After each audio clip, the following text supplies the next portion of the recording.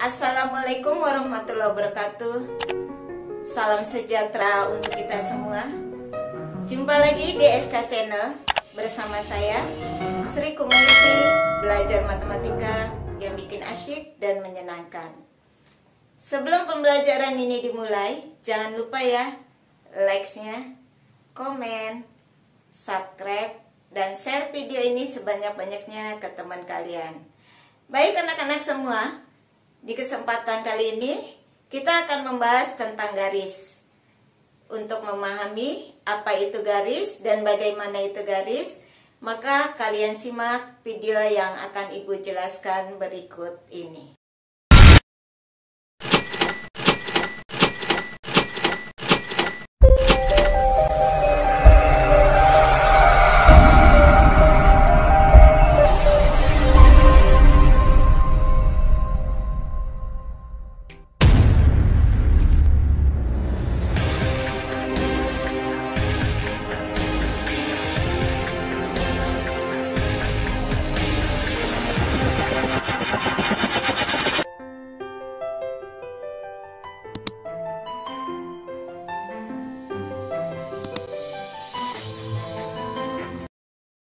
Di sini saya akan membahas tentang garis terlebih dahulu, yaitu hubungan antar garis.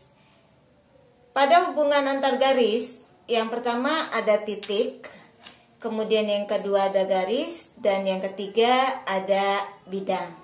Kita akan bahas satu demi satu tentang garis, titik, dan bidang. Garis merupakan kumpulan titik-titik. Kita misalkan ya nak, ini ada sebuah titik.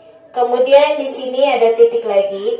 Jika titik yang pertama dengan titik yang kedua kita hubungkan seperti ini, maka akan terbentuk sebuah garis. Kita ambil lagi sebuah titik di bawahnya dan kita hubungkan lagi, maka akan terbentuk sebuah garis kembali.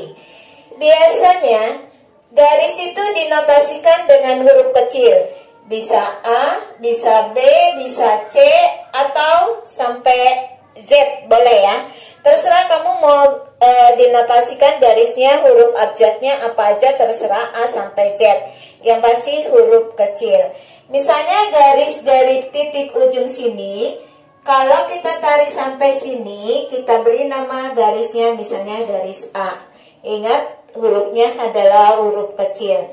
Kemudian yang dari atas sini ke bawah kita tarik dan kita beri anak panah, maka kita namakan di sini garis B. Sekarang kita masuk ke titik. Titik adalah sesuatu yang tidak memiliki kedudukan dan ukuran. Biasanya titik dinotasikan dengan huruf kapital atau huruf besar semua ya nak.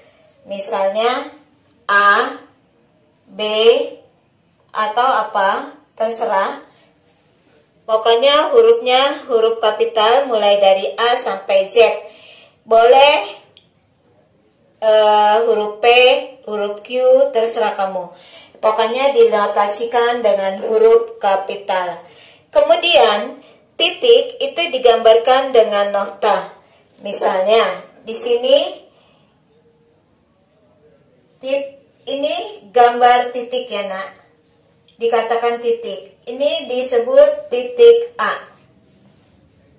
Kalau boleh juga di sini ada sebuah titik, di sini titik B. Ya. Kalau misalnya ini kita hubungkan garis, maka di sini adalah titik A dan titik B. Di sini kita garis, kasih nama garis A. Berada pada satu garis A. Garis A-nya pakai huruf kecil. Berikutnya adalah bidang. Bidang merupakan kumpulan-kumpulan garis. Misalnya, di sini ada garis A. Kita buat ya nak. Kemudian ke sini ke kanan kita buat garis B. Dan kita tarik lagi ke bawah. Maka di sini kita kasih garis C. Dan antara A dengan C kita hubungkan.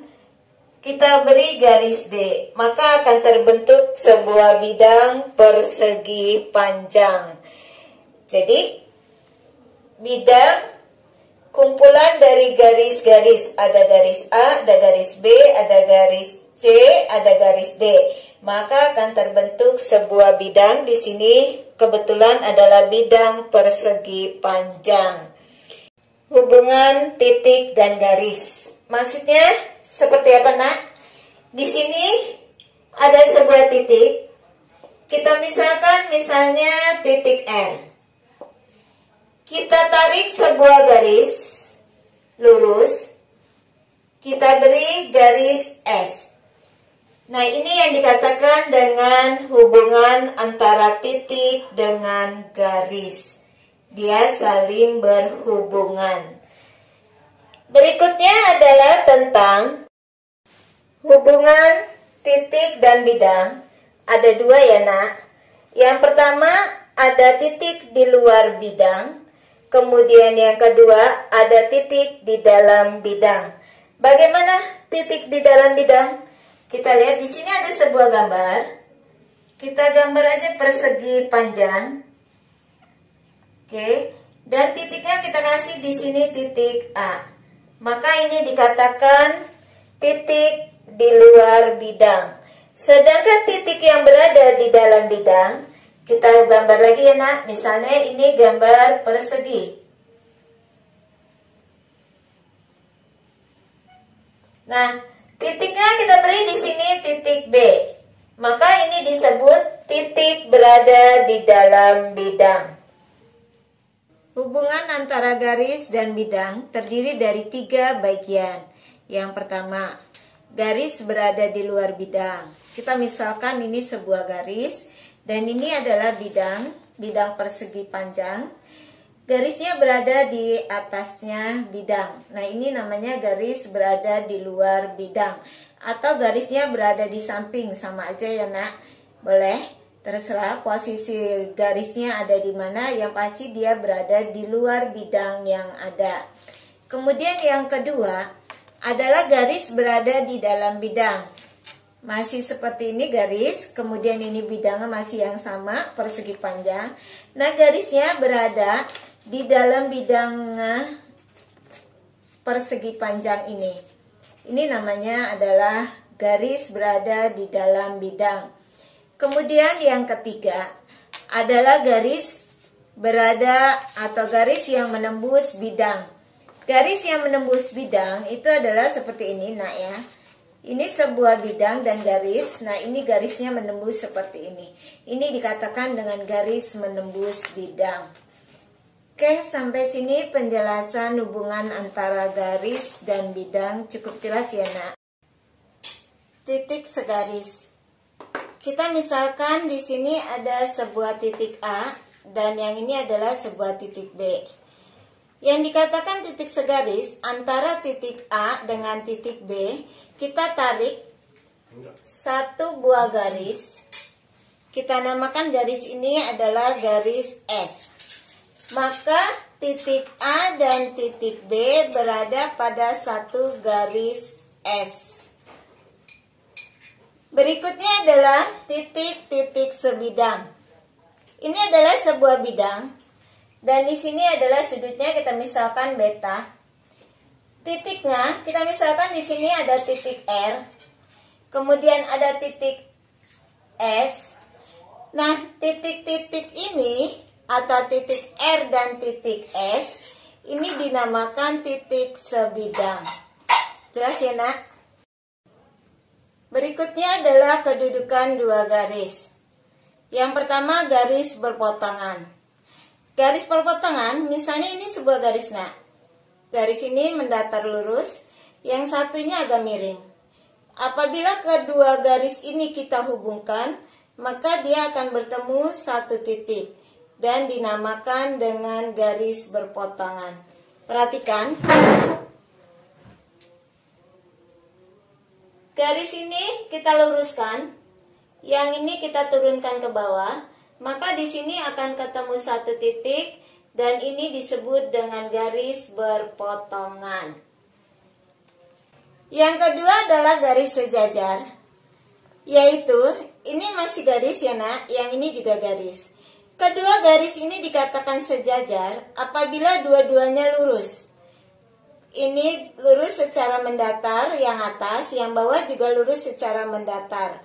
Atau dia bentuknya seperti ini, tegak lurus sama, atau dia miring begini nak ya.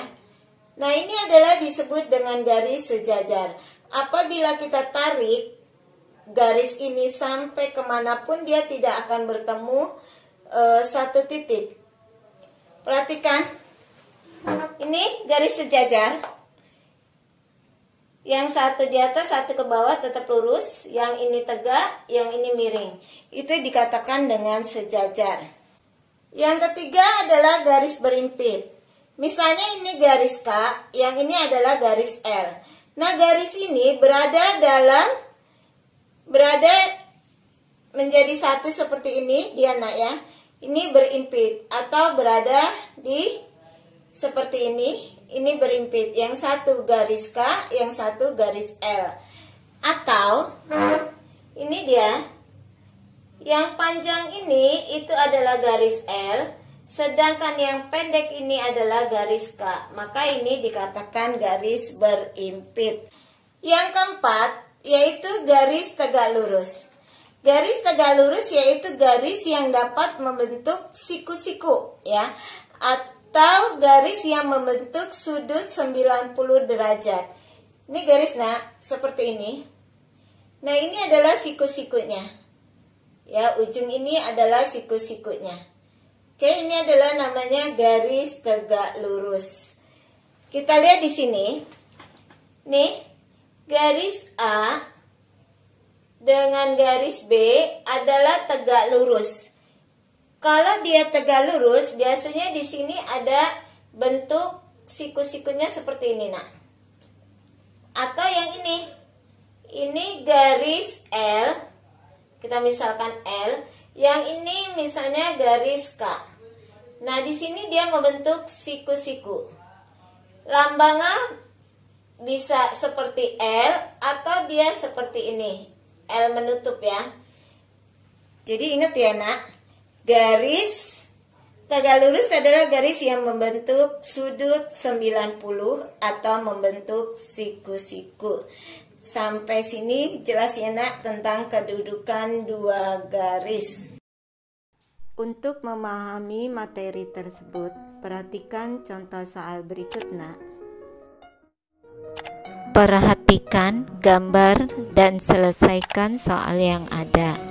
Kita akan bahas yang pertama, yaitu nama-nama titik yang ada pada gambar. Adalah titik A, titik D, dan titik F. Yang kedua, garis yang ada pada gambar, yaitu garis K, garis M, dan garis O.